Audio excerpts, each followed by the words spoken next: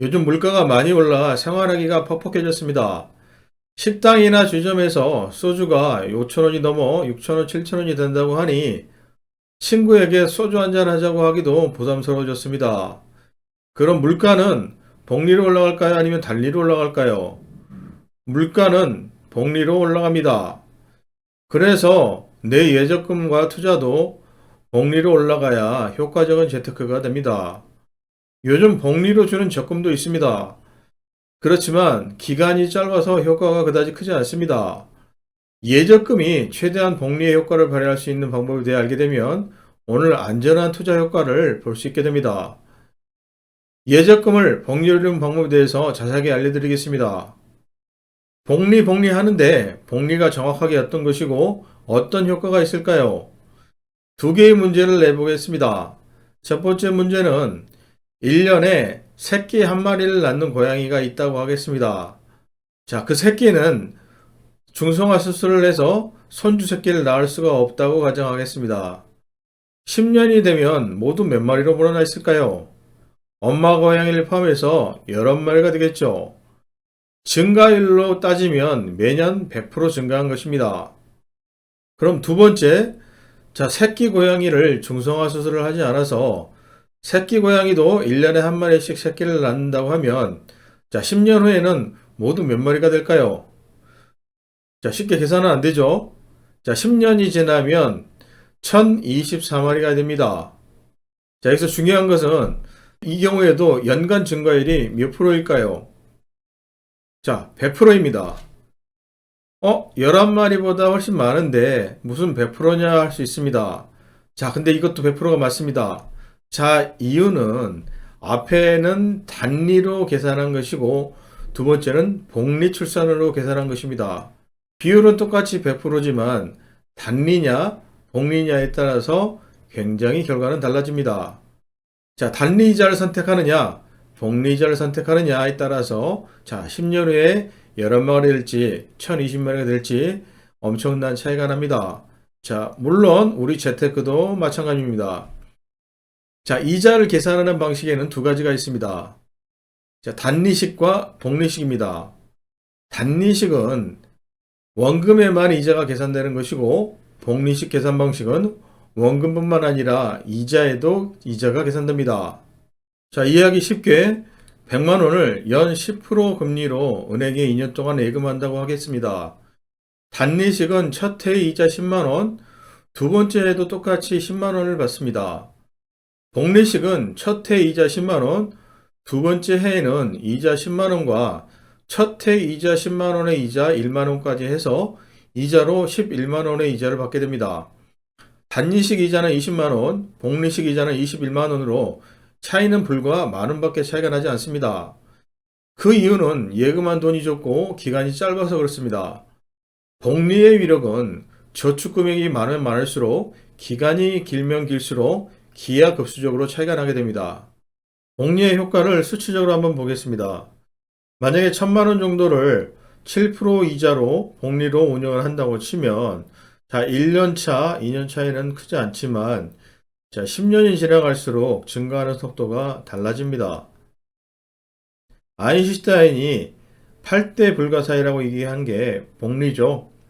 그래서 10년마다 2배가 되는데 필요한 이자가 7.2%라고 얘기를 합니다. 그래서 7.2%가 되면 정확하게 2배씩 증가를 하죠.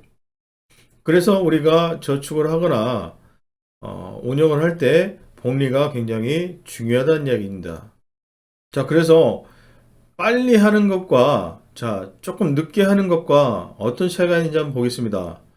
자, 이 빠른이는 자, 25살에 10년을 불입을 하고 자, 이보다 늦은 늦둥이는 35세에 30년을 불입을 합니다.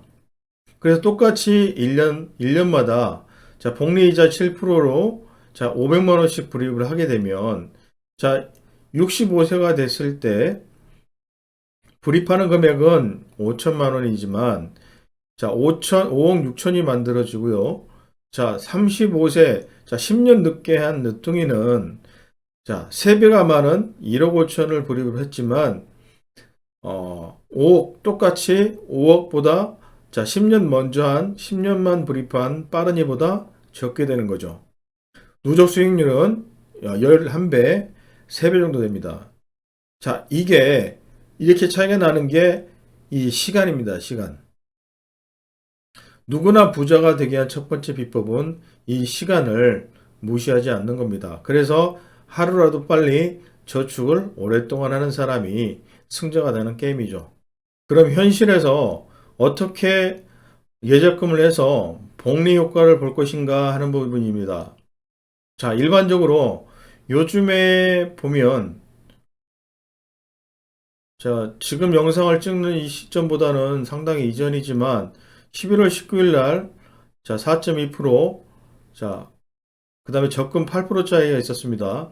자, 요 기준으로 얘기를 해볼게요. 그래서 일단 적금을 합니다.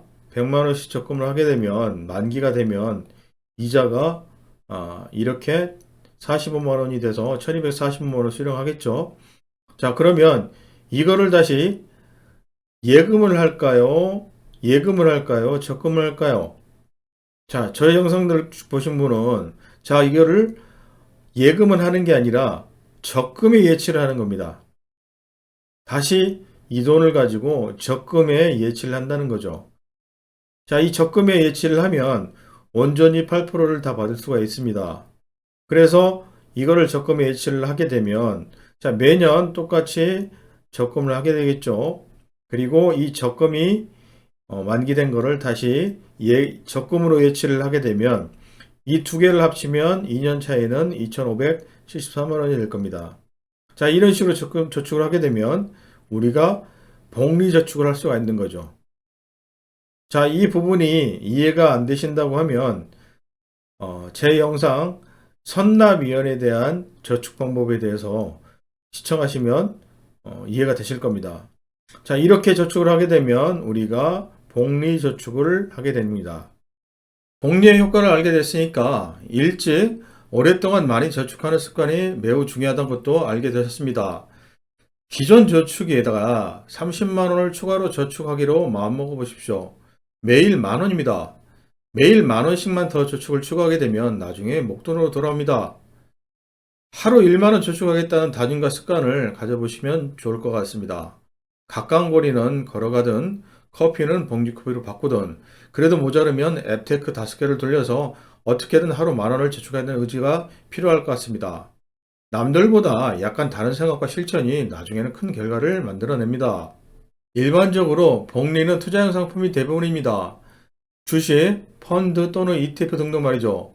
그 외 복리가 적용되는 상품은 보험사의 저축성 보험이 있는데 그 외에는 없다고 보시면 됩니다. 그런데 투자는 너무 위험해서 피하고 싶고 저축성 보험은 사업비일 때가니 금리 연동이 되어도 재미가 없습니다. 그래서 결국은 예적금을 어떻게 이용하는 것이냐가 중요한 문제가 될 수가 있습니다. 적금을 복리로 굴리기 위한 방법을 정리해 보겠습니다. 가장 높은 금리 1년짜리 적금에 가입한다.